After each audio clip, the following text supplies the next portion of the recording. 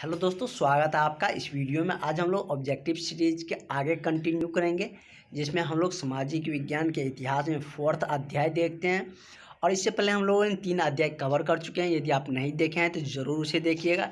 यदि आप बिहार बोर्ड के स्टूडेंट हैं और 2023 में एग्ज़ाम देना चाहते हैं और उसमें आप 450 से ज़्यादा नंबर फर्स्ट डिवीज़न लाना चाहते हैं, तो ज़रूर रूप से आपको ऑब्जेक्टिव अच्छे तरीके से कमांड होना चाहिए, क्योंकि ऑब्जेक्टिव ही आपको अच्छा नंबर ला सकता है। क्योंकि ऑब्जेक्टिव में आपको 50 में 50 मिल सकता है।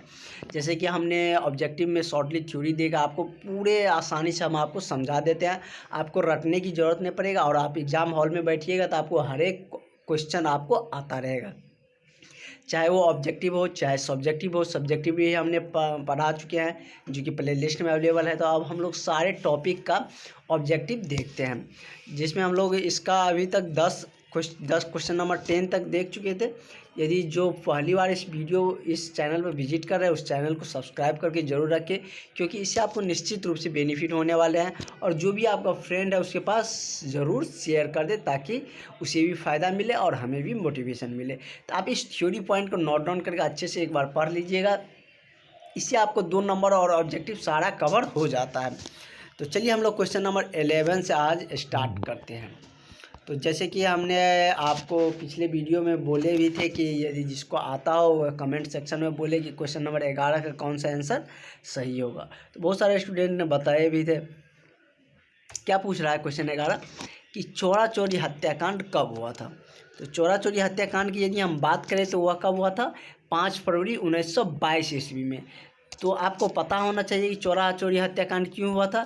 कि जैसे कि हमने बता दिया कि 1920 ईस्वी में असहयोग आंदोलन चलाया गया। सब एक दूसरे से रिलेटेड है। आपको इस चैप्टर में ईस्वी का कोई झंझट नहीं रहेगा, हम आपको बहुत ईजी से आपको बता रहे हैं। जैसे कि देखिए, सबसे पहले क्या हुआ कि 1919 ईस्वी में रॉलेट एक्ट पारित किया गया।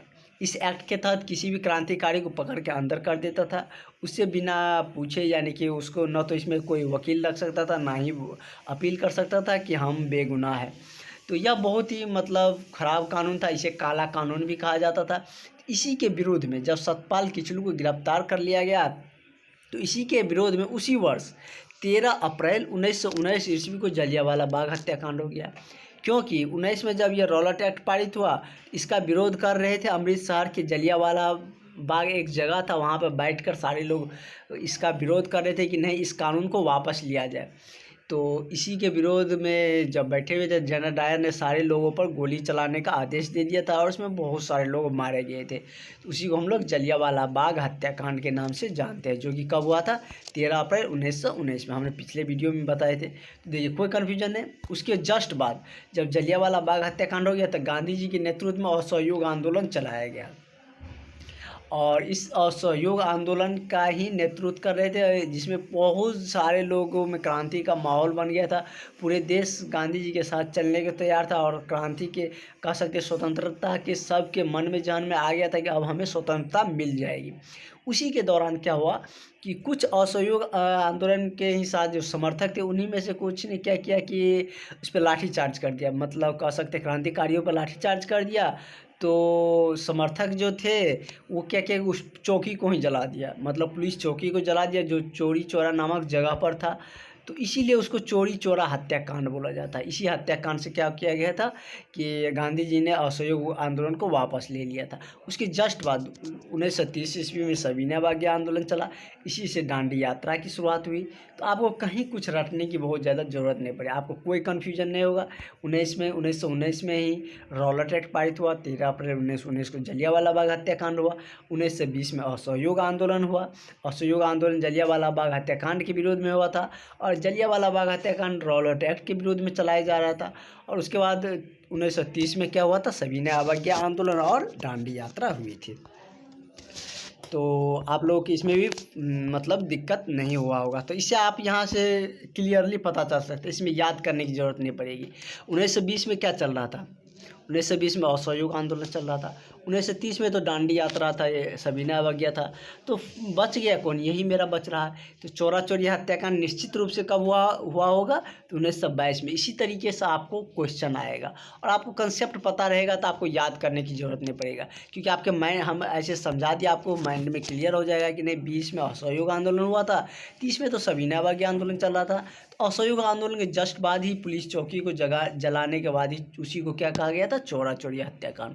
तो यह निश्चित रूप से क्या आंसर हो जाएगा, ऑप्शन नंबर ए हो जाएगा। उसके बाद नेक्स्ट जो मेरा क्वेश्चन है कि वल्लभ भाई पटेल को सरदार की उपाधि किसने दी थी। तो वल्लभ भाई पटेल को सरदार की उपाधि किसने दी थी, कि मतलब किस आंदोलन के बाद मिला था, किसानों के द्वारा दी गई थी। तो यह किस आंदोलन के बाद, तो बारदोली के किसान के आंदोलन के बाद मिला था। और यह चैप्टर आपके लिए बहुत महत्वपूर्ण हो जाता है, इस चैप्टर से बहुत क्वेश्चन पूछे जाते हैं। उसके बाद नेक्स्ट मेरा क्वेश्चन है, क्वेश्चन नंबर 13, कि किस वर्ष साइमन कमीशन भारत आया था। एक कह सकते हैं कि रानी विक्टोरिया के द्वारा एक कमीशन का आयोग का गठन किया गया था। उसे बोला गया था कि मतलब क्या हो रहा है अभी भारत में, उसका संरक्षण कर मतलब देख रेख करने के लिए, उसको रिपोर्ट बनाने के लिए भेजा गया था और उसी के लिए एक कह सकते हैं कमीशन का गठन किया गया था। लेकिन इसमें एक भी भारतीय नहीं था। यह कब हुआ था पारित, तो 1927 ईस्वी में। कब हुआ था, तो 1927 ईस्वी में। इसका करेक्ट क्या हो जाएगा, 1927, ऑप्शन नंबर सी हो जाएंगे। नेक्स्ट मेरा क्वेश्चन है कि हिंद स्वराज पुस्तक के लेखक कौन थे। तो हिंद स्वराज किसके द्वारा लिखा गया है, तो सुभाष चंद्र बोस के द्वारा यह पुस्तक लिखा गया था, हिंद स्वराज। नेक्स्ट मेरा क्वेश्चन है कि गदर पार्टी की स्थापना किसने और कब की थी। तो गदर पार्टी की स्थापना लाल हरदयाल सिंह के द्वारा हुआ था। कब, 1913 ईस्वी में इस पार्टी की स्थापना हुई थी। और किसके द्वारा, तो लाल हरदयाल सिंह के द्वारा हुए थे। और हम प्रत्येक क्वेश्चन में जो पूछा गया क्वेश्चन उसमें हम ईस्वी मेंशन कर दिए हैं। और वैसे सारा क्वेश्चन लगभग पूछा ही जा चुका है। ईस्वी मेंशन से आपको ये पता चलेगा कि नहीं ऐसे क्वेश्चन इस टॉपिक से पूछे जाते हैं और आपको ज़्यादा उस पर अट्रैक्टिव होइएगा। और प्रीवियस ईयर क्वेश्चन बहुत रिपीट होता है, तो उसे आप हमेशा ध्यान में रखिए। कह रहा है कि राष्ट्रीय स्वयंसेवक संघ की स्थापना कब और किसने की थी। तो अभी भी चल रहा है राष्ट्रीय स्वयंसेवक संघ। तो वही कह रहा है कि भारतीय राष्ट्रीय स्वयंसेवक संघ की स्थापना किसने और कब की थी। तो 1925 ईस्वी में किया गया था। किसके द्वारा, तो केवी हेड गेवार के द्वारा। केवी हेड गेवार के द्वारा 1925 ईस्वी में यह इसकी स्थापना किया गया था। और जो कि 2020 का पूछा गया क्वेश्चन है। नेक्स्ट मेरा क्वेश्चन है कि महात्मा गांधी अपना राजनीतिक गुरु किसे मानते थे। तो महात्मा गांधी अपना राजनीतिक गुरु किसको मानते थे, तो गोपाल कृष्ण गोखले को क्या मानते थे, अपना राजनीतिक गुरु मानते थे। उसके बाद यह क्वेश्चन तो अभी तक कितने बार पूछे जा चुका है, क्योंकि बिहार के एग्ज़ाम में तो बहुत बार पूछे जा चुका है, क्योंकि बिहार के ही यह नेतृत्व कर बिहार के ही रहने वाले थे। तो इस क्वेश्चन को बहुत बार अभी तक रिपीट किया जा चुका है। कह रहा है कि बिहार में संपूर्ण क्रांति का नेतृत्व निम्न में से किसने किया था।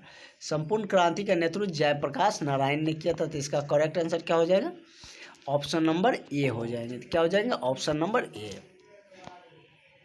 और इसमें और भी क्वेश्चन है, इसमें लगभग 30 क्वेश्चन रखे हैं, क्योंकि इससे ज़्यादा क्वेश्चन पूछा जाता है तो इसमें हम ज़्यादा क्वेश्चन रखे हैं।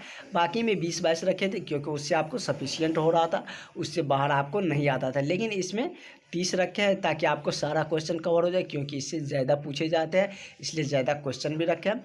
तो आगे का जो बचा हुआ क्वेश्चन उसको हम नेक्स्ट वीडियो में करेंगे। तो आप इस चैनल पे साथ बने रहिए। और मॉर्निंग में सुबह 7 बजे आपको प्रत्येक दिन आपको ऑब्जेक्टिव सीरीज देखने को मिल जाएंगे, तो उसे ज़रूर ज्वाइन करिए, आपको निश्चित रूप से बेनिफिट मिलेगा। और जैसे ही एक बार अभी पढ़ा रहे हैं और एग्ज़ाम टाइम में इसे हम क्विकली रिवाइज करवाएंगे, तो आपको तुरंत माइंड में क्लिक होगा और आप एग्ज़ाम में अच्छे से लिख के आइएगा, पूरा सही हो जाएगा। और आप 50 में 50 लेके आइएगा, जिससे आपको अच्छे नंबर आ जाएंगे। तो चलिए हम लोग मिलते हैं नेक्स्ट वीडियो में। अभी तक के लिए इतना ही, थैंक यू।